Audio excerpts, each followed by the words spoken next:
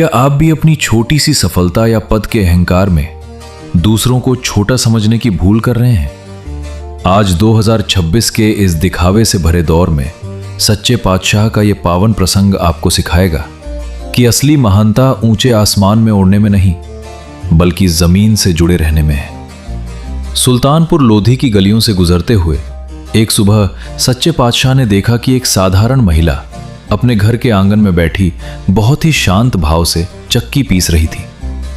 अनाज के दाने दो भारी पत्थरों के बीच पिसकर महीन आटा बन रहे थे। महिला बिना किसी शिकायत के अत्यंत सहजता और नम्रता से अपने दैनिक कार्य में लीन थी।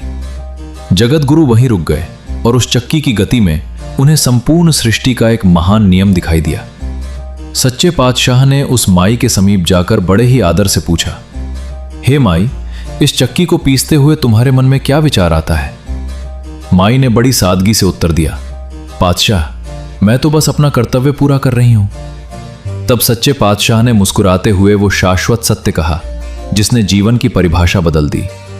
उन्होंने फरमाया, हे माई, ये चक्की हमें सिखाती है कि जैसे अनाज के दाने इस चक्की के दो पार्टों के बीच आकर पिस जाते हैं, ठीक वैसे ही जो मनुष्य संसार में अहंकार और मान प्रतिष्ठा के दो पार्टों के बीच फंसा रहता है, उसका आत्मिक जीवन नष्ट हो जाता है।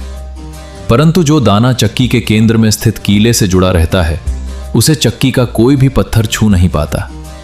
ठीक उसी तरह जो मनुष्य संसार में रहकर भी अपने मन को उस अकाल पुरख के चरणों से जोड़कर रखता है, उसे कोई भी दुख या अहंकार छू नहीं पाता।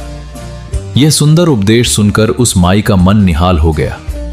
साहिब श्री गुरु नानक देव जी का यह पावन संदेश आज के आधुनिक युवाओं के लिए सबसे अनमोल सीख है।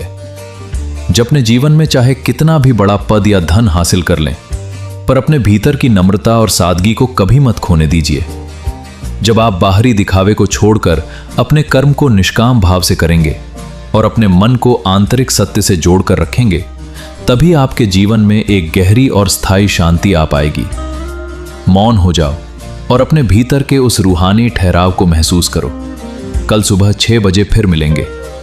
वाहे गुरु जी का खालसा, वाहे गुरु जी की फतेह।